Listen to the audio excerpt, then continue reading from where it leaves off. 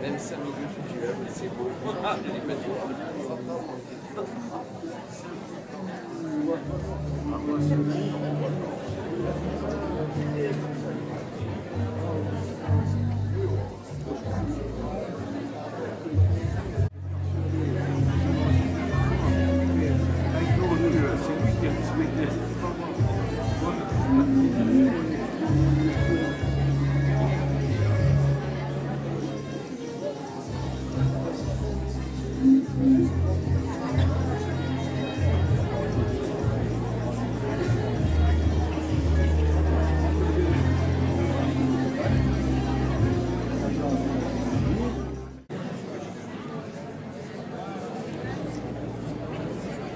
Mais oui, hein.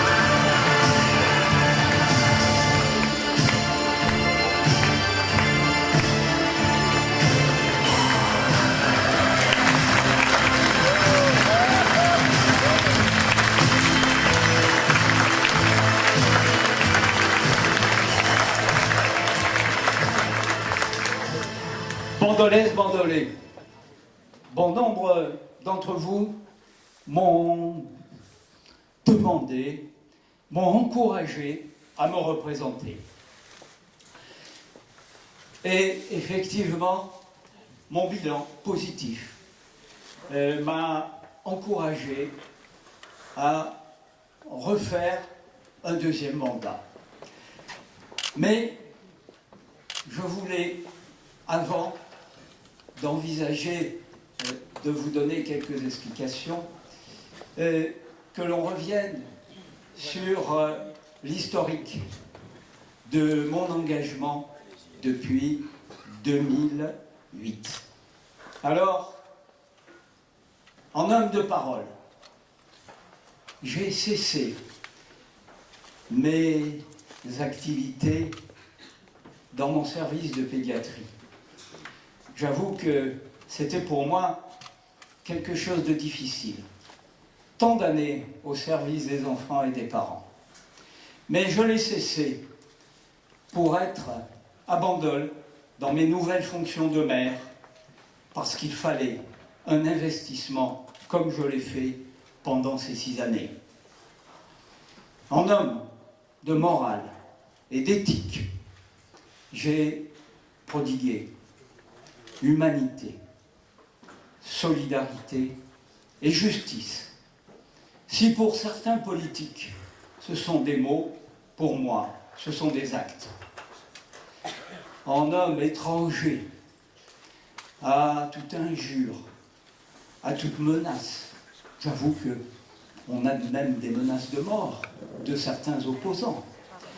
Eh bien, en étranger, je resterai sourd à toutes ces menaces. Mais aussi, en homme attaché à l'intérêt général de ma ville, eh bien, je n'aurai qu'une bannière, Bandol.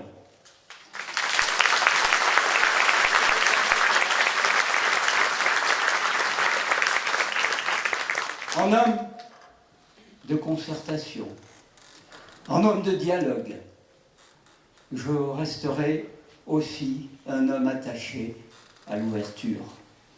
Et je serai un homme ouvert à toutes les sensibilités de ma commune. Alors, en capitaine, avec un équipage renforcé, qui aura vos valeurs, mes valeurs, eh bien, nous conduirons le bateau Bandol jusqu'à son port. Et c'est pour ça, bandolaises et bandolais, qu'aujourd'hui, avec émotion et sentiment, je vous dis, je serai candidat aux élections de 2014.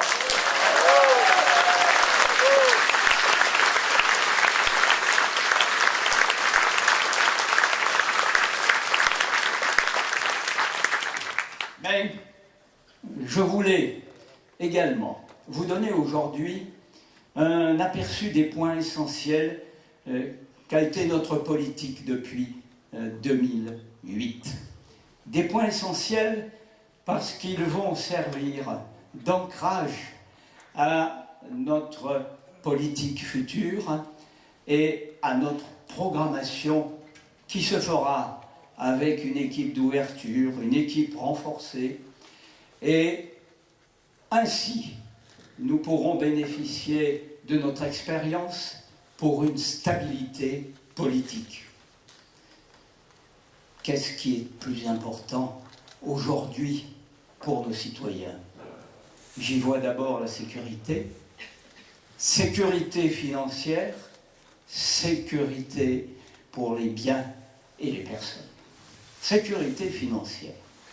Eh bien, la sécurité financière, nous avons eu beaucoup de mal parce qu'on nous a laissé une situation quasiment dramatique avec un casino qui a perdu près de 2 millions d'euros, avec un procès qui n'avait pas été provisionné, 900 000 euros.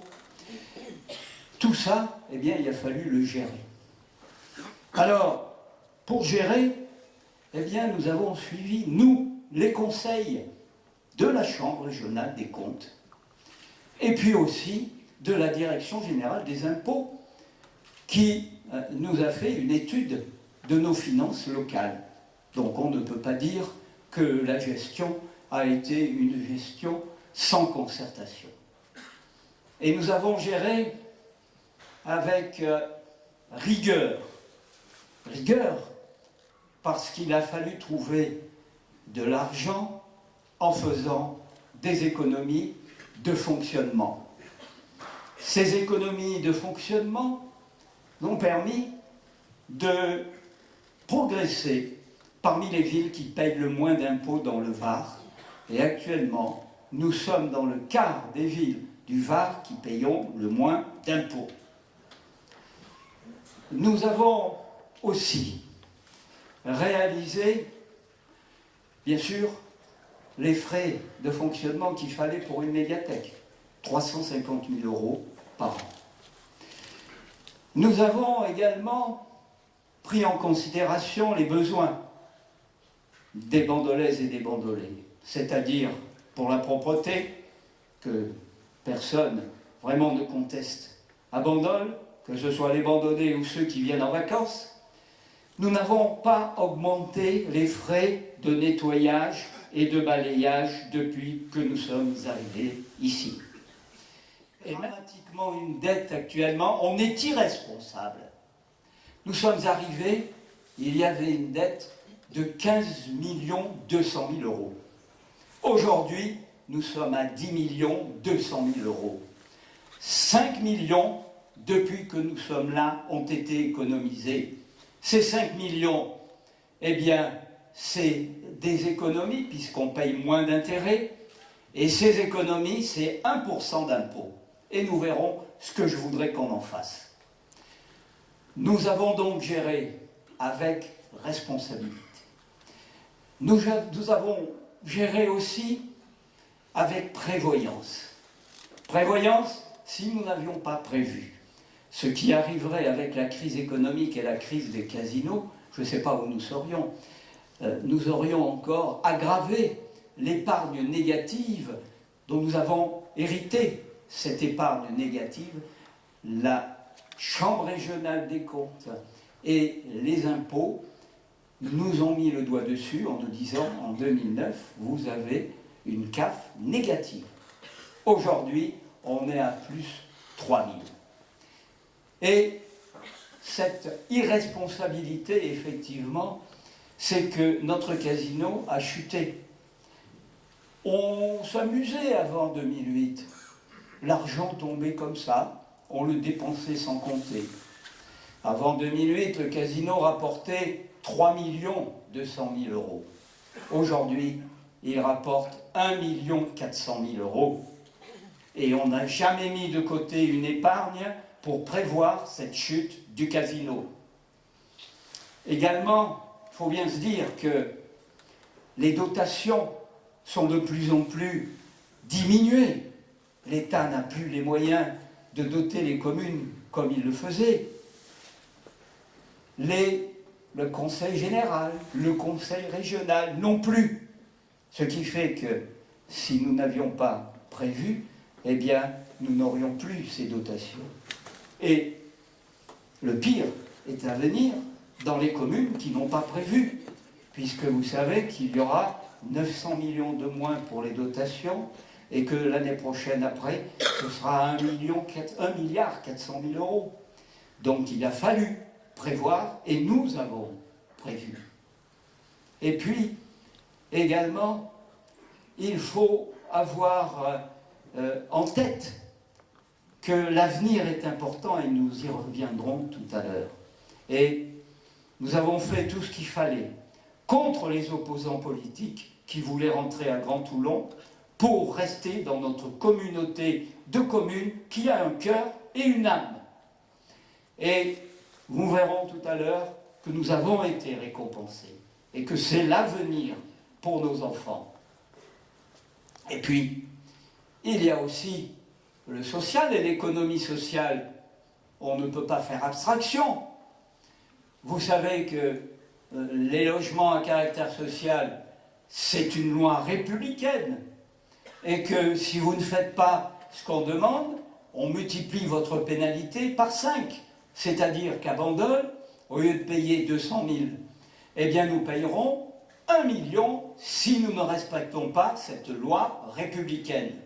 Aussi, nous avons fait en sorte d'avoir une concertation avec les pouvoirs publics et de réaliser les objectifs qui nous ont été demandés pour les bandolais, et je le répète, contre les détracteurs, les mensongers qui disent qu'on ne fait pas de logement pour les bandolais. Eh bien oui, depuis 2008, tous les logements sont attribués à des bandolais.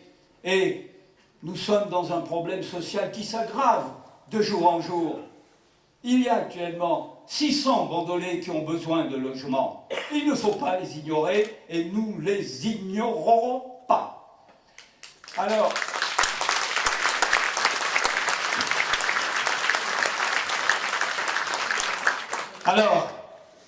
bandolaises, bandolais, quel est notre avenir en matière de sécurité financière? Eh bien, cette sécurité financière, elle va bénéficier de notre expérience et de notre stabilité. Nous travaillons non seulement avec les politiques, mais aussi avec nos fonctionnaires, nous avons de brillants fonctionnaires et, bien entendu, eux aussi ont un rôle très important, comme les pouvoirs de l'État, et que nous interrogerons dès qu'il le faudra. Et je peux dire aux bandolaises et aux bandolais que nous resterons dans le quart des communes qui payons le moins d'impôts, que ces impôts, eh bien, ils n'augmenteront pas, et que ces impôts, ce que je compte demander à mon conseil municipal, c'est que ce que nous avons gagné en intérêt avec la dette, il soit reversé pour diminuer les impôts des bandolais.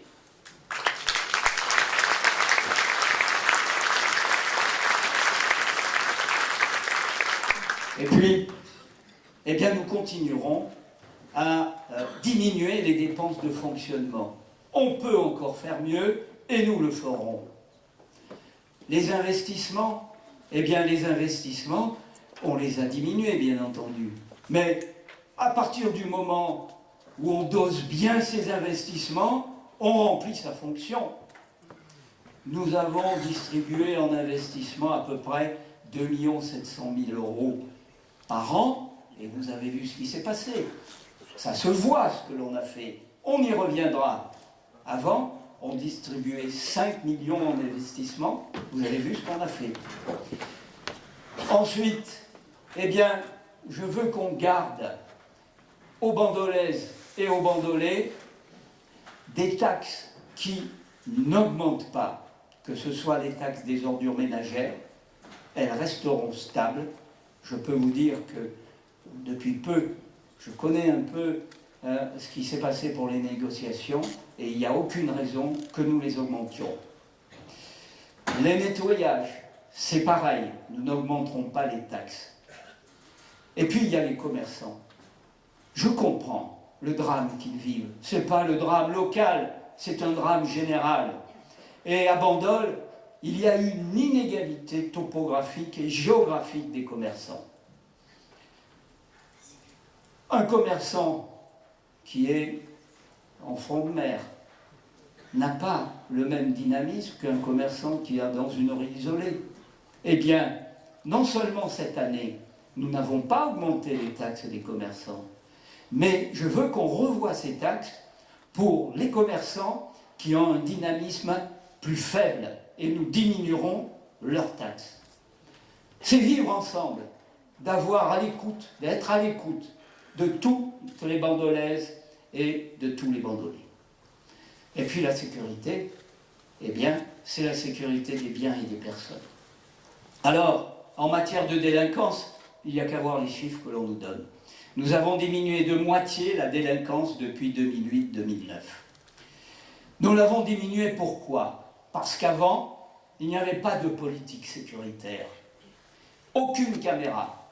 Et depuis que nous sommes arrivés, il y a 47 caméras à Bandol. Et je vous le dis, nous continuerons parce que les caméras ont été un point essentiel dans les diminutions de la délinquance.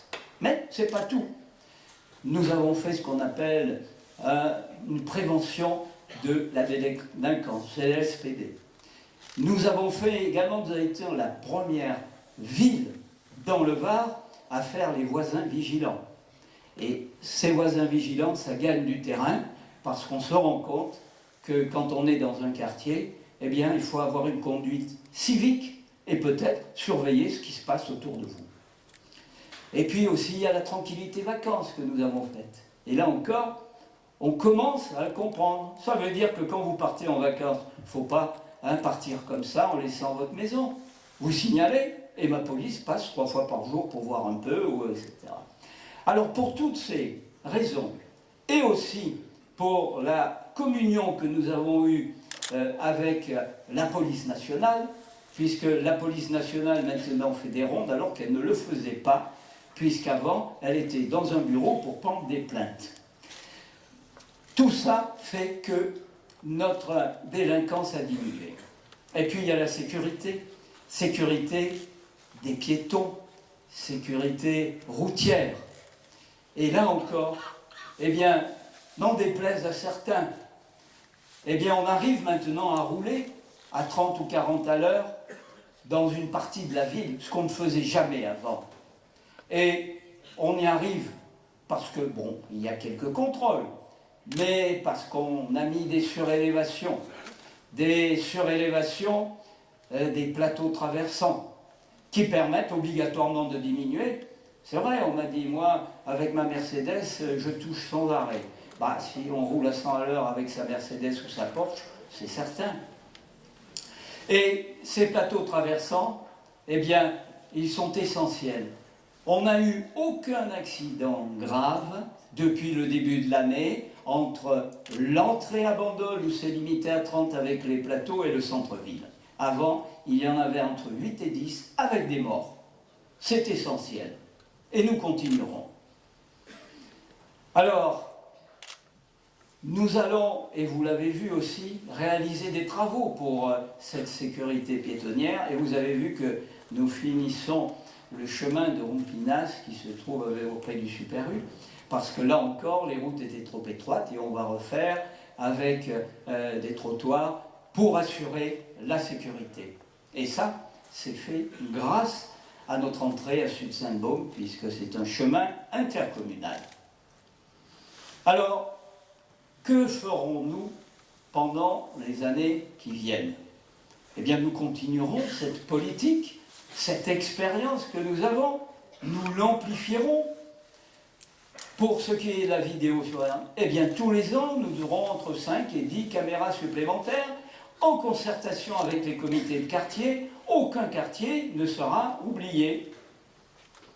Et puis, en matière de sécurité également, chaque fois que l'on réalisera des travaux, on pensera à nos piétons. Les travaux que nous avons faits au quai de Gaulle, nous avons mis des surélévations et l'accessibilité pour tous. Avant, le handicapé ne pouvait pas traverser la rue, maintenant il peut. C'est bien, j'ai un opposant politique qui a dit on s'en fiche un peu parce que le handicapé, il ne va pas dans les commerces. Je ne donnerai pas son nom, il est ici.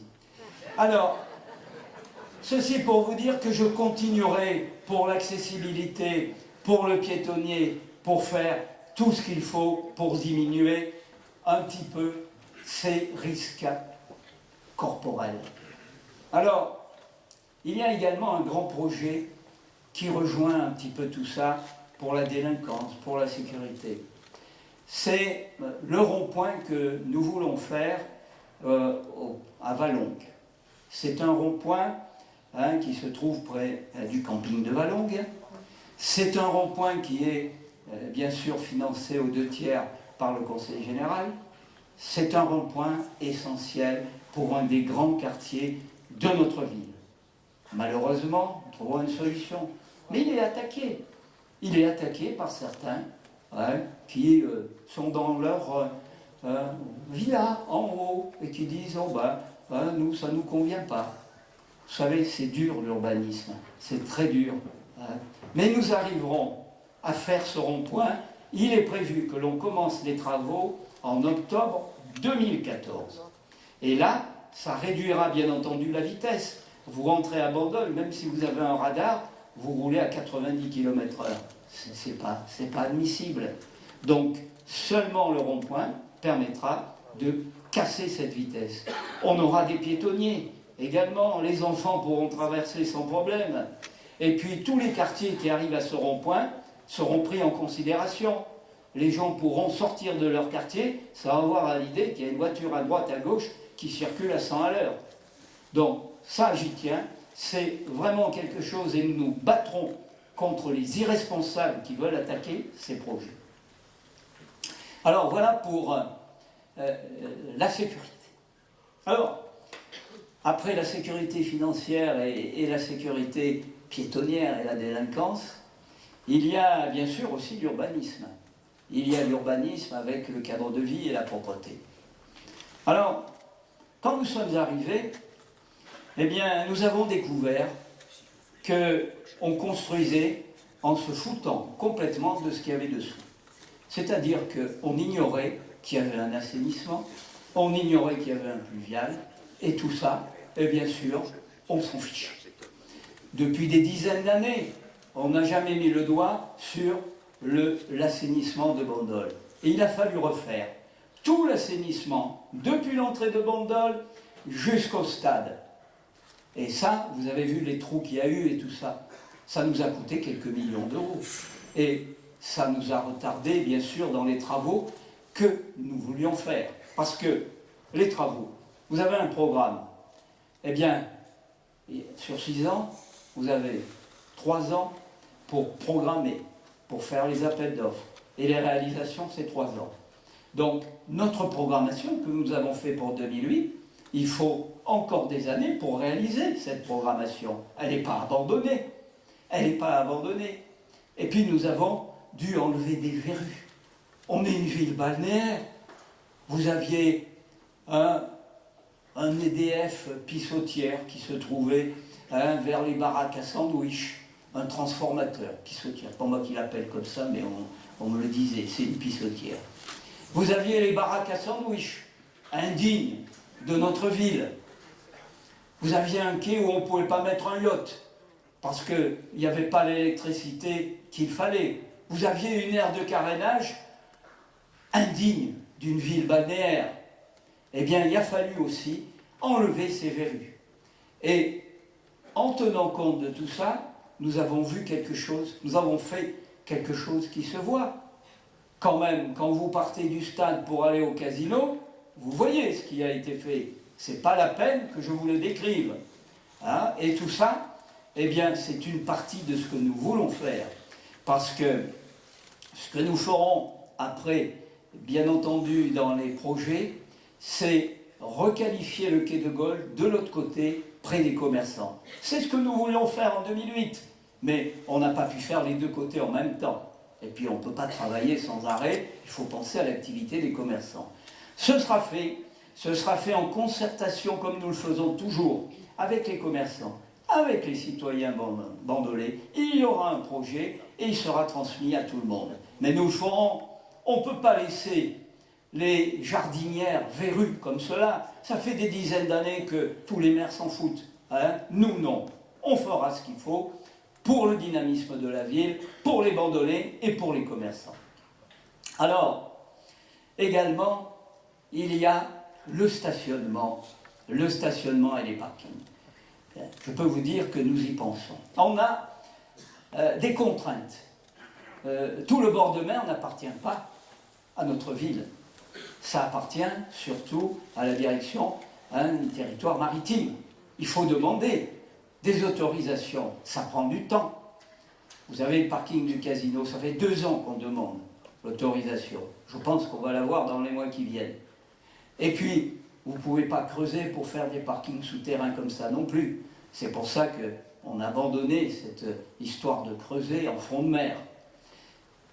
Dans le parking du casino, eh bien, j'espère qu'il sera, quand nous aurons l'autorisation réalisée fin 2014, contrairement aux rumeurs que j'entends, le maire, il va dépenser beaucoup d'argent.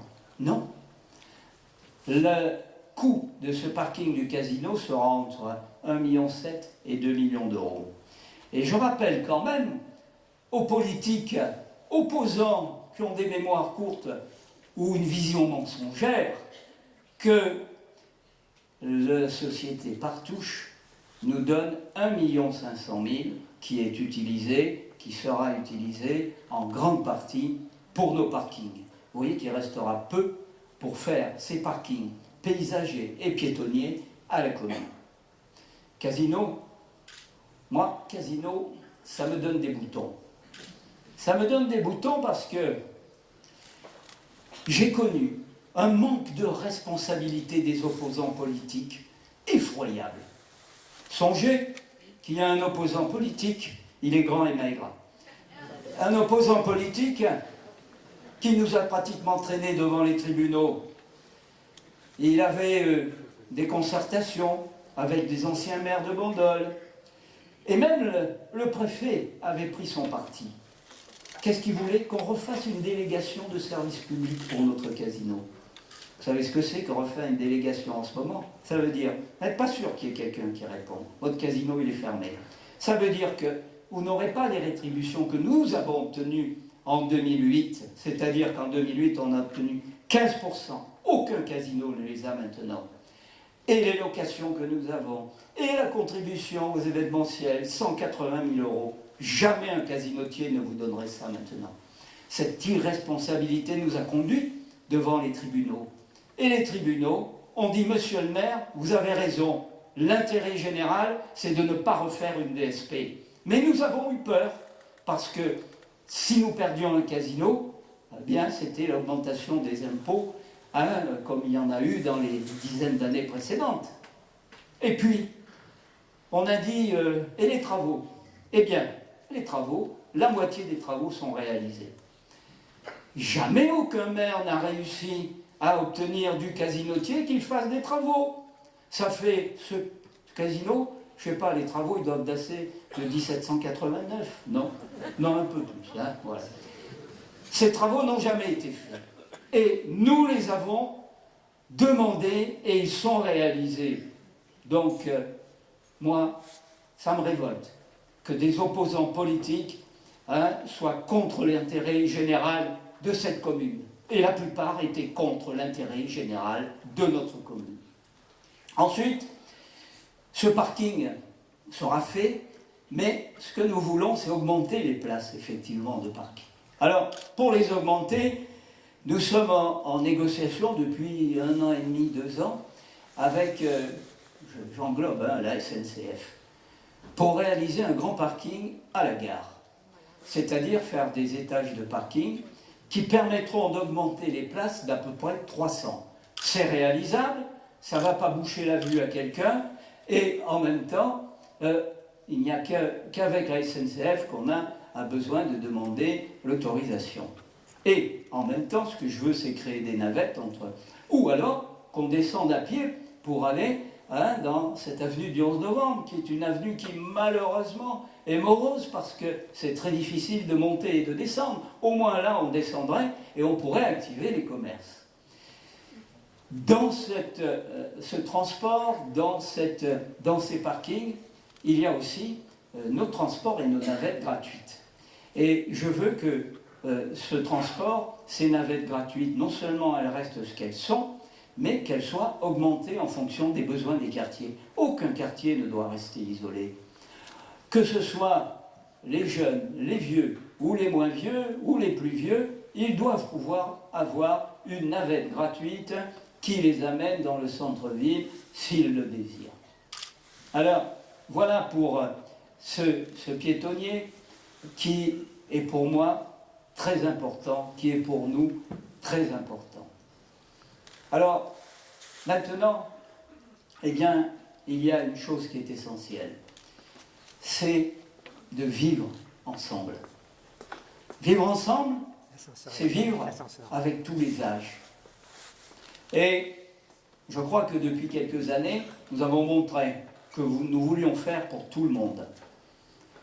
Vous avez eu une structure au centre aéré, vous avez eu une restauration pour les tout-petits, vous avez un restaurant scolaire qui a été aménagé, et nous continuerons à faire des structures pour tous les âges.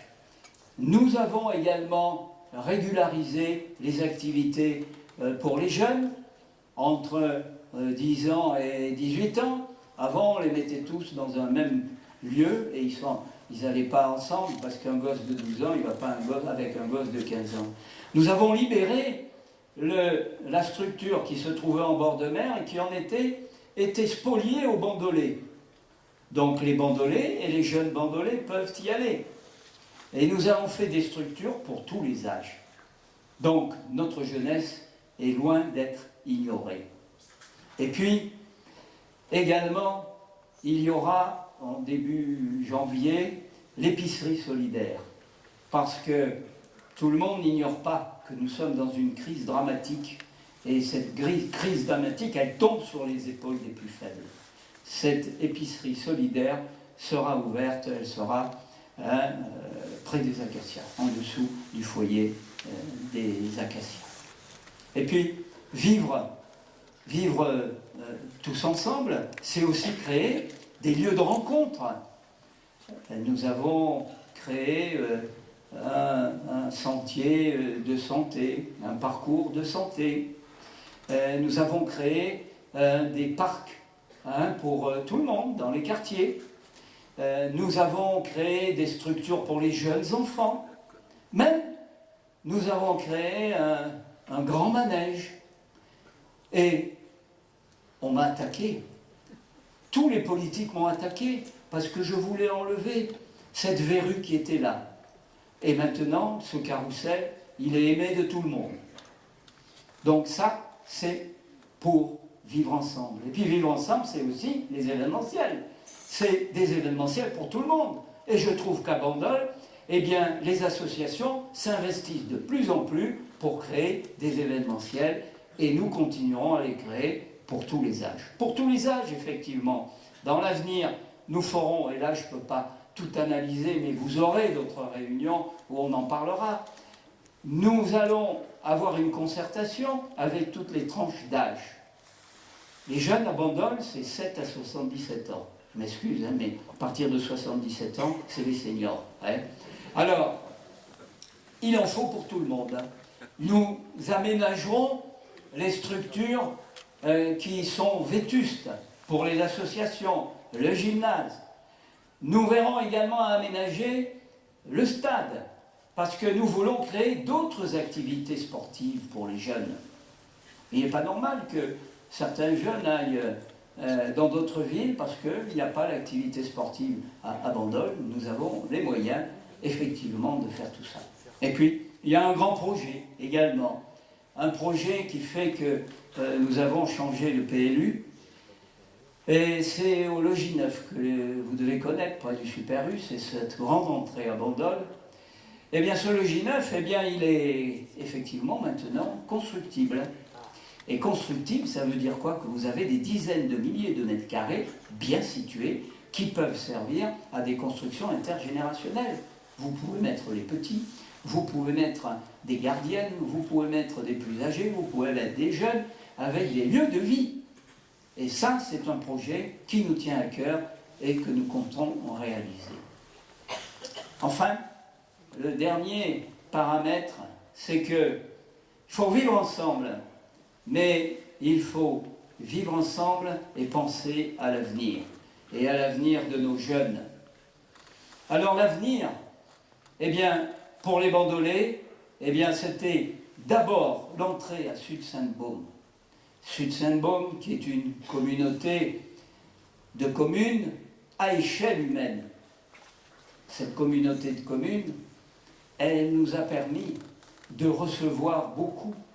Non seulement les taux d'imposition n'ont pas augmenté, je vous ai dit qu'on avait diminué les taxes des ordures ménagères, nous avons créé une route intercommunautaire qui a permis des travaux que nous n'avons pas financés, mais que la communauté a financés à hauteur de 700 000 €. Vous avez une déchetterie neuve qui a été financée par l'intercommunalité, et nous avons eu des fonds de concours.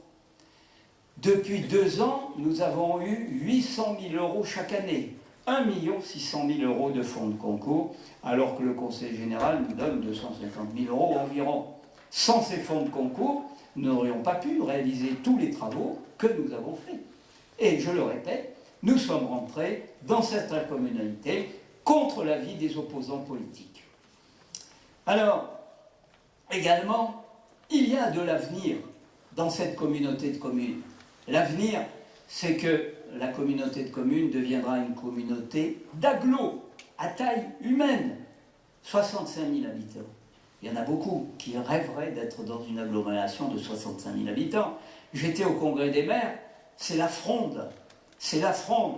Parce que les maires, on les met comme ça, un coup de balai, et ils passent dans des communautés d'agglos, des communautés urbaines. Ils n'ont plus rien à dire. Nous, à Bandol, on peut dire quelque chose.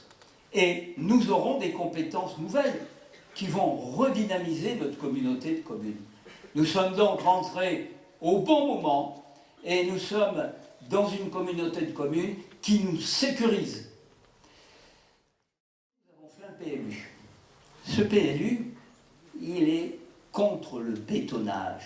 Il est contre le bétonnage puisque nous diminuons la hauteur autorisée, puisqu'on augmente les arbres que vous devez planter quand vous construisez, On diminue la surface de construction dans certains quartiers parce qu'il n'y a pas l'assainissement. Et nous reverrons que cet assainissement, eh bien, c'est un point très important pour tous les quartiers. Et nous avons fait passer des coefficients de construction de 0,5 à 0,3. Et nous avons remis du boisé classé. Qui peut dire que nous bétonnons? Les permis de construire, nous en donnons moins qu'avant 2008. Et il n'y aura pas d'aire de réception des nomades ou des voyageurs. Il n'y en aura pas. Quand j'entends des opposants politiques qui mentent sans arrêt en disant que je veux faire des aires pour les grands passages, eh bien cela, bon, je dis rien. Alors, mais je ne voterai pas pour eux. Alors, également, l'avenir, c'est de faire une ville éco-citoyenne. Cette ville éco-citoyenne, nous l'avons bien commencé. Éco-citoyenne, c'est d'abord l'eau. L'eau. Eh bien, nous nous sommes battus pour que Bourg-Garrel puisse ouvrir. Des années de travaux, des années de dialogue avec les pouvoirs publics. Et vous savez que ce n'est pas facile de discuter avec un préfet. Hein? Je préfère être avec vous. Et nous avons réussi à ouvrir ce puits de Bourg-Garrel qui puise 500 000 m3 sur 1 600 000 m3. Eh bien, j'ai discuté avec la Société des eaux de Marseille qui a fait les relevés pour savoir si la nappe phréatique était bonne et non pas épuisée. Eh bien, les résultats sont excellents. Ce qui fait qu'à partir du moment où vous avez une nappe phréatique qui est bonne, eh bien, vous aurez l'autorisation, comme ça nous a été promis par les pouvoirs publics, de tirer plus. C'est-à-dire qu'ils nous ont dit, si votre nappe phréatique est bonne, vous pourrez tirer 1 million de mètres cubes. Ça veut dire quand même qu'en tirant 1 million de mètres cubes, on ne va pas avoir payé le supplément, le complément qu'on payait au canal de Provence, qui est beaucoup plus cher. Et donc, l'abonnement, on est obligé de le payer. Parce que si vous ne vous abonnez pas au canal de Provence et que vous avez un problème sur votre puits, vous n'avez plus d'eau à Bandol. Donc ça, on continue à le payer. Mais ça veut dire, et je vous l'annonce aujourd'hui, que pendant 7 ans et demi, il n'y aura pas d'augmentation de la facture d'eau.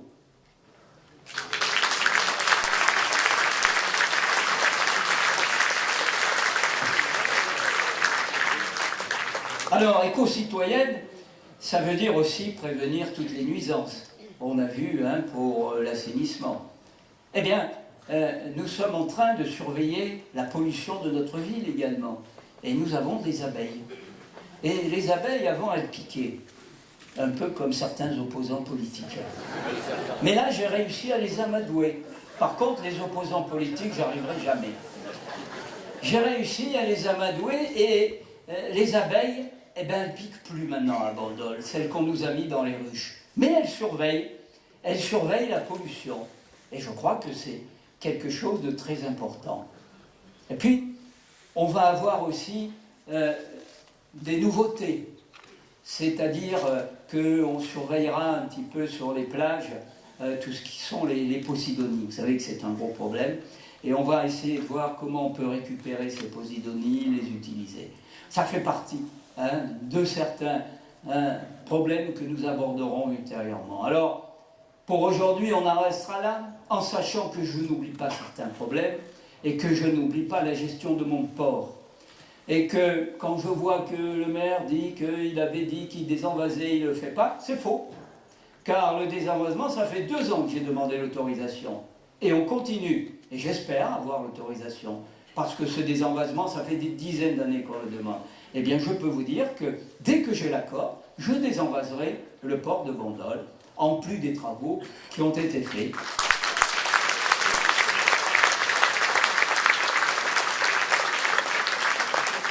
Alors je crois, bandolaises et bandolais, qu'avec ce que je vous ai dit, vous pouvez bien juger que nous avons une certaine expérience, que nous avons réalisé ce que nous voulions réaliser. Et cette expérience, c'est un gage de stabilité pour l'avenir.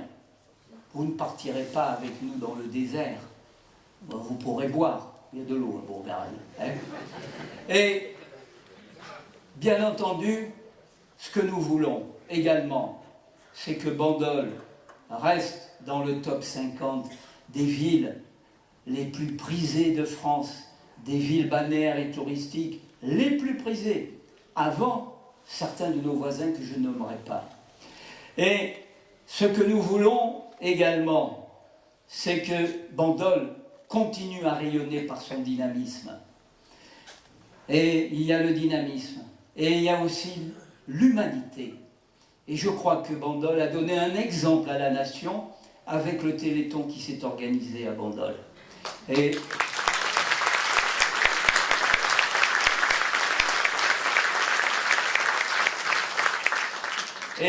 je vous félicite toutes et tous qui avez participé à ce grand Téléthon humanitaire.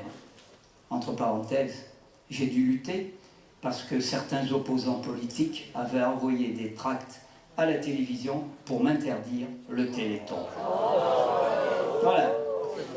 Alors, bandolaises, bandolais, eh bien, écoutez, je vous souhaite d'avoir une réflexion positive, une réflexion qui nous entraîne vers une continuité positive de la gestion de notre ville, parce que, personnellement, j'aime ma ville, je vous aime et je veux continuer comme ça.